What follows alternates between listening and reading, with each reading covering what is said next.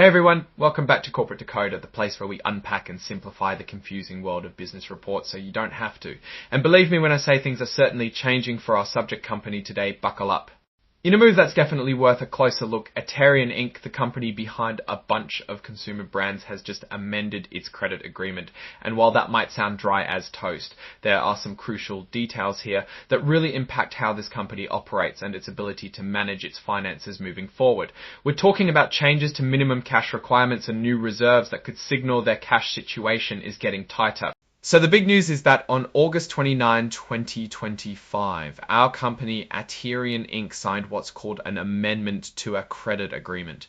Think of this as a handshake redo on their loan terms with a lender called Midcap Funding IV Trust. This isn't just a minor tweak, it introduces some pretty significant changes to how much cash they need to keep on hand. First and foremost, they brought down the minimum liquidity requirement. Basically, this means they're allowed to have less cash readily available in their accounts. It was previously higher, now it's set at $5 million. This is a clear sign that they might be facing pressure on their cash reserves. However, there's a condition. If Aterian can show they have at least $6.8 million in cash, at any point this minimum required amount goes back up. This suggests they're aiming to manage their cash very carefully and want a safety net that can snap back if they improve their liquidity. Now here's another big one. During this period when their minimum cash requirement is lower, they've also set up something called an availability reserve of $2.8 million. This is like a quarantine for cash that can't be touched. It reduces the overall pot of money that's truly available for them to use for operations, growth, or unexpected expenses.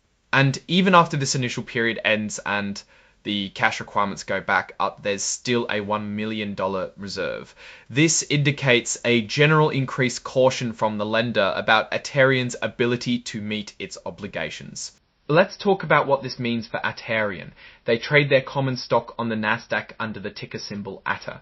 Changes to credit agreements often reflect a company's underlying financial health or perceived risk by its lenders. Lowering liquidity requirements and adding reserves could mean the company is anticipating tighter cash flow or is working to stay within the bounds of its loan agreements as cash gets scarcer.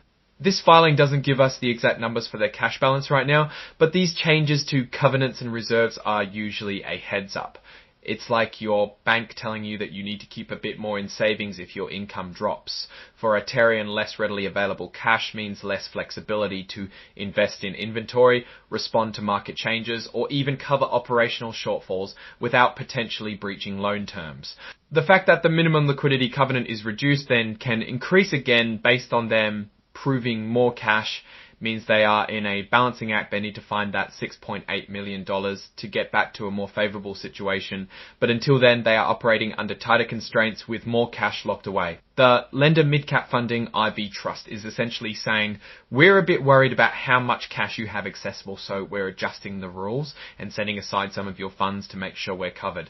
This directly impacts Aterian's operational runway. Now, looking at the overall picture for Aterian, this kind of amendment often comes after a period where the company's cash flow might not be as strong as expected. Without seeing their latest full financial statements, this is a strong indicator that managing cash remains a top priority and perhaps a challenge.